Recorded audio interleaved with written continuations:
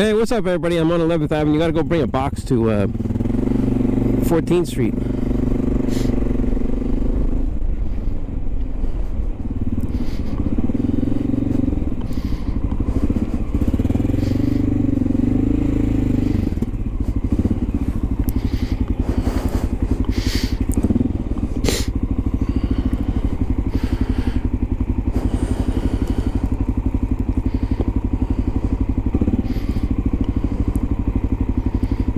And then I gotta go to Brooklyn.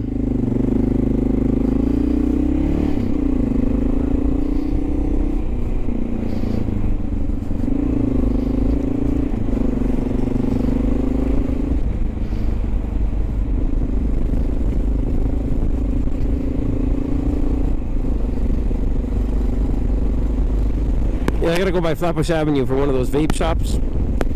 They're having a problem with the cameras. And then after that, I head back. Well, I might have to go to Harlem after that because something happened with the firewall in Harlem, and I noticed it the other day. The camera wasn't working right.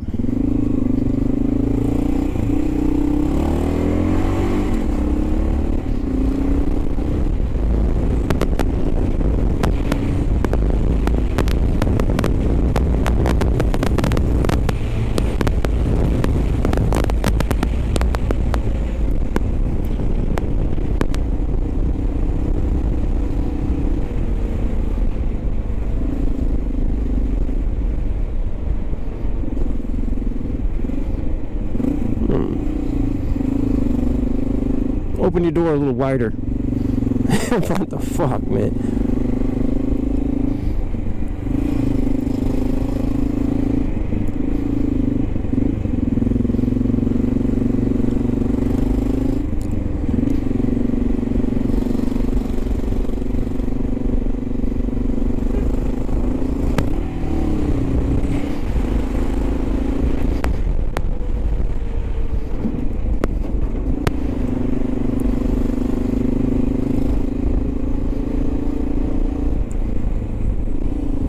Yeah, sometimes I hate this 11th Avenue.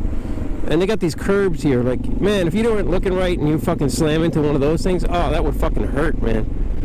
Big time.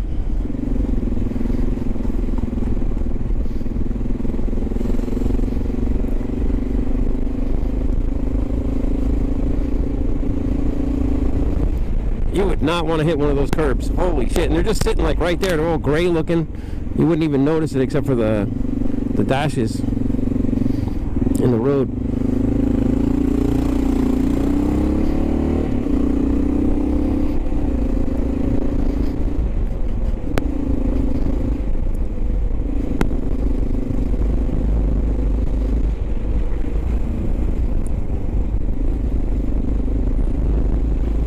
I tell you, you wouldn't think a trail bike would be good in New York, but when you see how fucked up the roads are, you realize a trail bike is very good.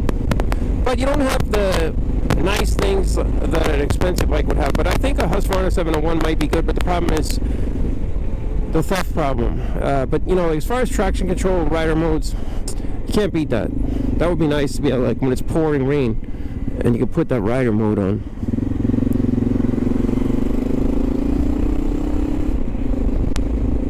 That would be real nice.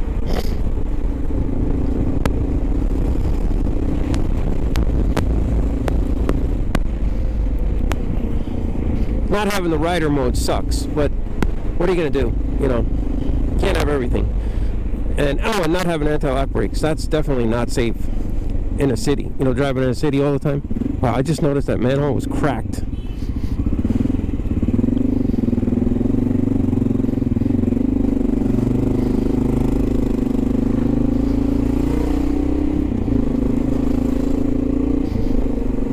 The cover was open, with enough room for my tire to fit right in there. I didn't even see it. That would not be good at all, man. I did that one time in Manila. I went over a manhole. I just missed it. My dad was back riding with me, and the manhole was wide open. He even saw it and he was like, holy shit, was that manhole open? And I was like, yeah.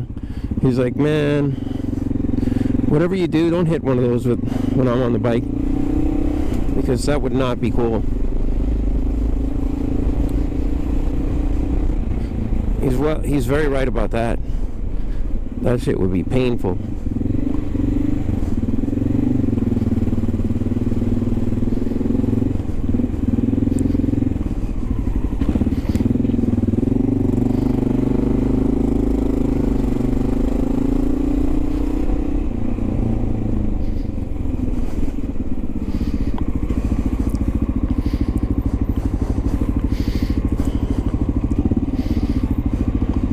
But yeah, as far as the trail bike being in New York, it's good. I mean, for carrying stuff, I'm carrying a 50-pound box, a 45-pound box. I can't go up 50 on this bike. The subframe can't handle it.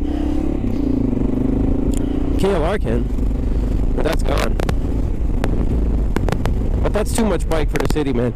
I mean, it's confirmed, man. After living in the city, when I lived outside New York, the KLR was not too much bike. Going over the GW Bridge on high wind days, you want to be on a KLR. But running around the city like a rat, KLR is too much bike. And that's just a fact.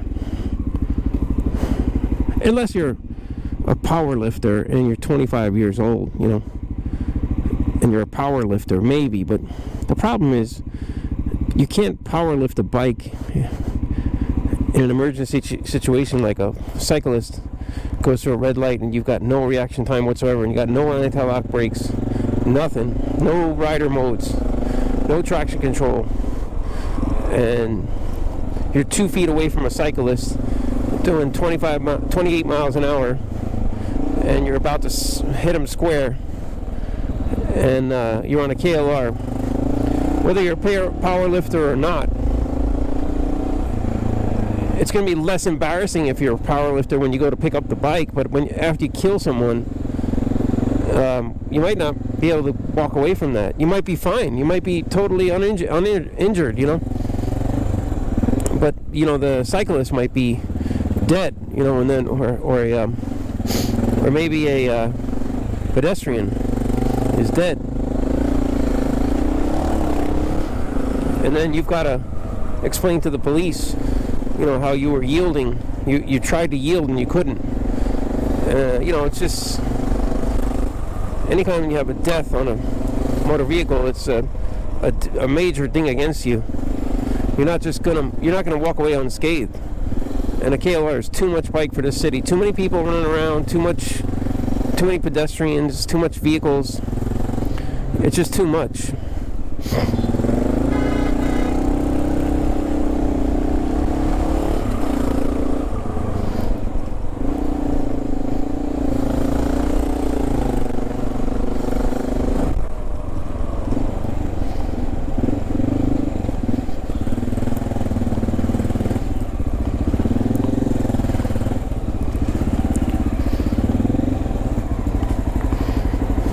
You can see in that little maneuver, there's too many people.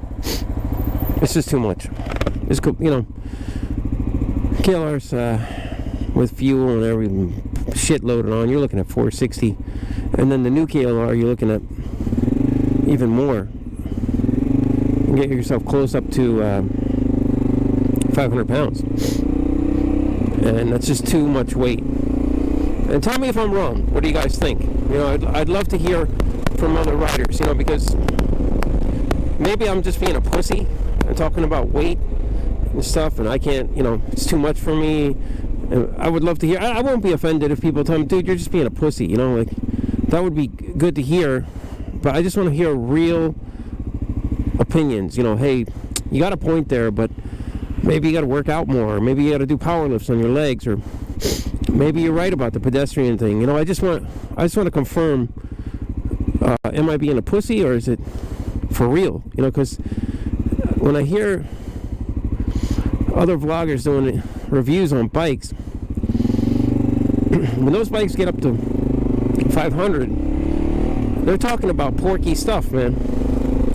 It's big stuff, it's heavy, you know, and it's not a simple thing, you know. People are definitely wary of the weight.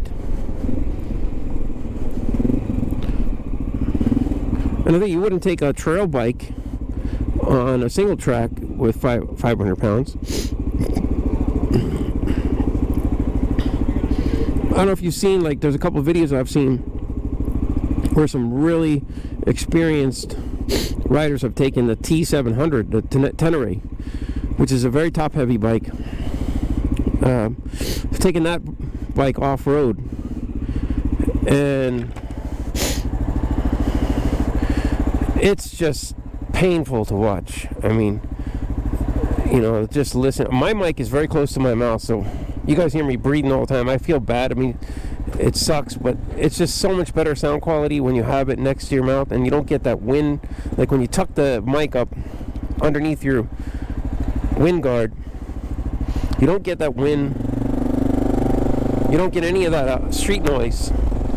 So it's very good, but there's a double-edged sword to it because people are going to hear everything from your mouth and nose, which sounds gross, you know. But anyway, this guy did not have his mic there. His mic was a little bit outside the helmet, you know. And it was painful to hear the breathing after he dropped that bike like the 4th time. I mean, he was just like, fucking trying to lift it up. I mean, that thing's not light. And he was by no means a weakling, you know. The guy was an experienced off-road rider. And he took the T700 off road to review it. And he was just like, he didn't even say anything bad about it, but just listening to him trying to pick this bike up was insane. It was enough for me to say I would not use that in New York, because you really have to compare New York to single track trails, because look at those people that you got around. I mean, cyclists, and there's people everywhere. There's cars. If you hit like a rough part in the road or it's raining, you're gonna drop this thing. I mean, dropping a bike in New York is par for the course, man. Shit happens. My neighbor the other day put the bike down on a little silly thing. He accidentally went into neutral, going around a turn, like a low-speed turn. It's happened to us all, man. You go to lean and you realize the bike's in neutral, and you're like, holy shit, no momentum, no nothing, and the bike just falls to the ground like a dead weight. And when that happens, you know, it is what it is. I mean, what are you gonna do? You see these people crossing all over, like not even, some people is not even looking. Shit happens, man. I mean, I'd be lying if I said this bike hasn't been down a few times in New York. It's been more than a few. One time on Amsterdam Avenue, I was going around a blind spot, and a car turned right in front of me. Bam! I was down. It wasn't even that fast. And then it's been down here and there. It's been knocked over many times. People banging into it, but I don't, you know, like I was saying before, a really heavy bike will have major issues, because, like for example, if someone knocks it over, if it's too heavy, they're not going to pick it up, and you're going to have fuel all over the street. And if a fireman or inspector, like not a fireman, because a fireman's always going to be on the truck or in the firehouse or responding to a fire. But if someone calls 911, or if a city inspector smells gasoline and a bike is on its side, that's a hazmat scene. That's going to be your bike gone. Good luck trying to find that shit, because that's going to end up in some warehouse, a city warehouse. Not going to be a regular impound, because it was a hazardous material deal. And you can imagine how hard that would be to find that.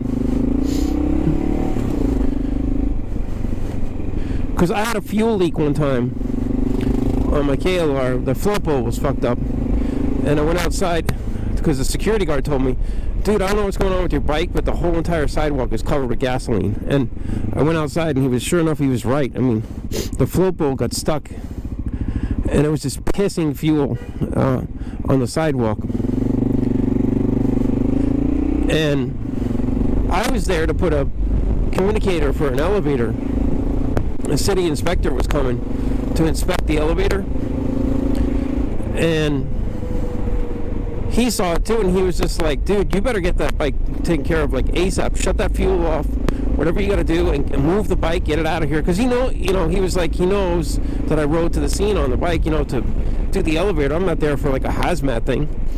And he was like, you got to get that thing straightened out ASAP, because if someone calls 911 for gasoline on the sidewalk or whatever, he goes, that's bad, man. If the cops come, it's not considered a simple little thing.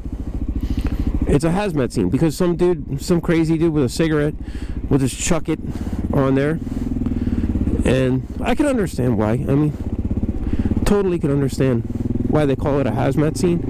Because if some dude coming by, some crazy dude like mumbling to himself, he's got a cigarette, and he decides to chuck it, I'm not parking there. No way am I parking there. That looks nasty, man. That looks like some hazardous shit right there too. But not fuel, but some hazardous, like how much would you pay me to drink that kind of shit. But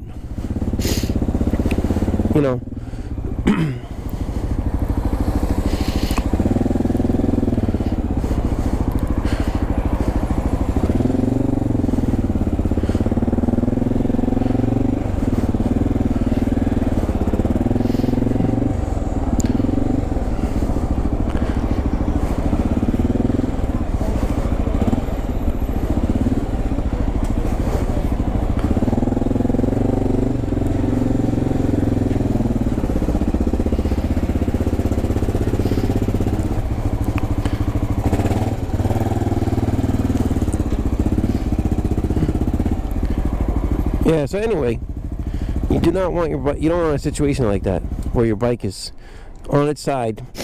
And I've had people knock this bike over many, many times. I can't even count on my hands, but every time they put it back up again. They never left it on its side. Oh, except for once when I came outside. And that one I didn't catch right away because I got an alarm for my bike, and I just walked in. So I'm like, how? That can't be right. That must be a false alarm from me touching the bike, locking it up. And it was knocked over. I went outside, it was on its side, and there was gasoline all over the place.